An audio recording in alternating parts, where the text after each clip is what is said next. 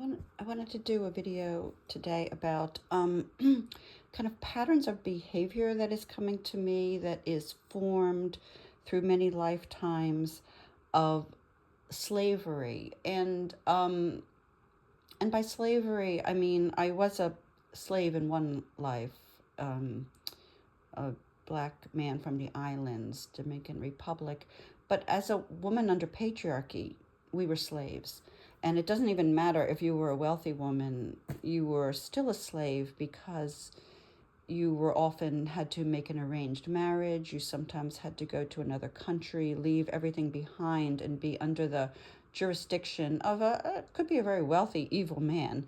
So you were a slave and you had to be impregnated and raise children. And it also often meant you were raped and impregnated and raising children behind enemy lines. And we are closing out many cycles of karma.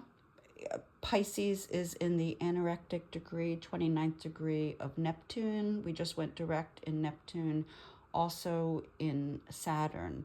And Pluto is finishing up its sojourn in Capricorn. Then we're going to go back into Aquarius. So a lot of planets are at the 29th degree, closing cycles. 2025 is a 9-year. We are culminating what we've been working on. And I just realized a lot of it for me is my slave story. And I have some like things I've collected here. And I wanted to talk about how our past lives and how our stories affect our current life. And for me, I've been married 35 years, and my husband now has often been my husband, and his clan has often been the clan that I was forced to be with. And sometimes I was taken from, Vikings, invaded and killed my tribe, killed brothers, father, young people, everybody I loved. And I was taken and had to fit in to a new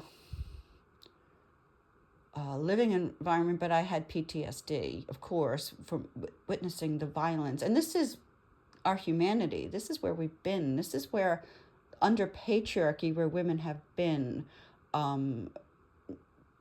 witnessing violence of men and being taken and raped and impregnated. And then you're forced to raise your children, and you love your children. So you have to make do under harsh circumstances.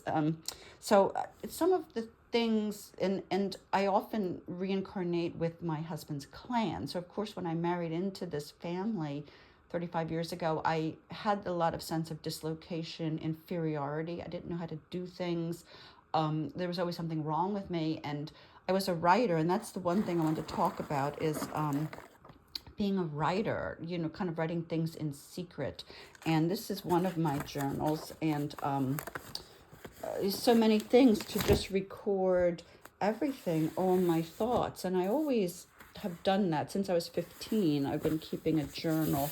So a lot of it is a way to keep your memories, preserve your memories and your identity, and nobody could take it from you. And sometimes I even just had to scratch things in the dirt. Like I was deprived of, there wasn't paper or anything, and I was ostracized in a tent or something, and I literally wrote things in the dirt and did art. And another thing which I do is save things. And even say a scrap of say an old card, I don't know where this is from. And if you lose everything you have, if there are invaders and you lose everything you have, you maybe grab something, you grab a stone, or you grab hair. I save everything, hair. You have a lock of hair. You have a scrap of fabric.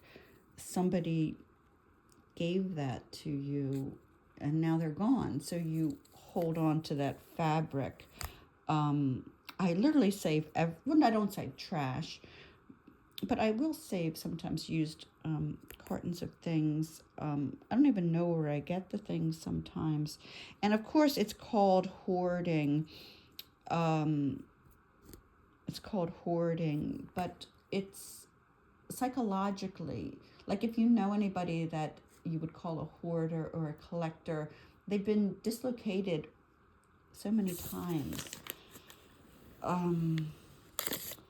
lost people in lives so many times that they are struggling, and they know that the things remain and the things have power and the things have memory. And I'm just coming to terms with finding my power in my slave story, and finding that my otherness, my different way of looking at things, isn't a defect, but it's my strength, because I would find a way to survive, and sometimes to outwit my jailers. And they didn't always get the better of me, I'll put it that way. I mean, there was times I could fight back, and I became very, very clever through the incarnations. So now I don't, I'm reaching the point where I don't take any shit from anybody. And I also am seeing how to get my way in this life. And the two things that a slave doesn't do is they don't chart their own destiny unless they run away. And I've done that too in past lives. As a slave, you can't choose your labor. You are taken and forced to do the labor. And the other thing a slave doesn't get is they don't get the reward from their labor. That always goes to the master.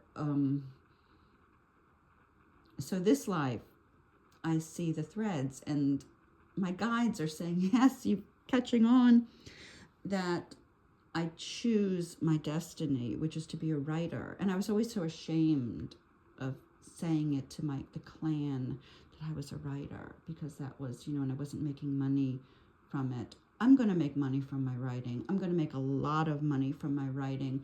And for me, it's to totally erase the shame of being different, of being other, of seeing things a different way, not the way the clan does it, but the way I see it, and to tell that story as an artist, as a writer, as a creator, and to make gobs of money from it, because that's the other thing.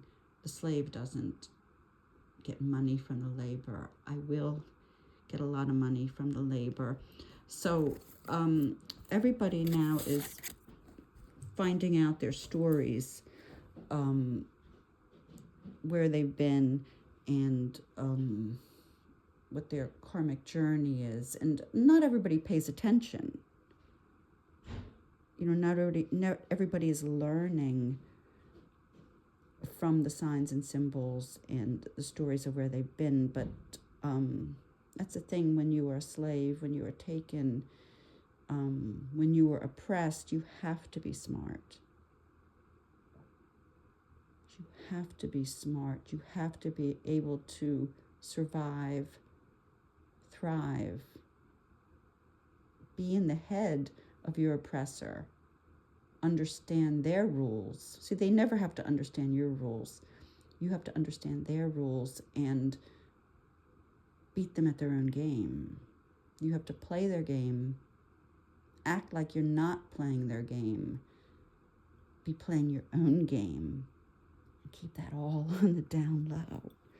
And I realize that that's what I've been doing, and I'm erasing all shame from playing it my way.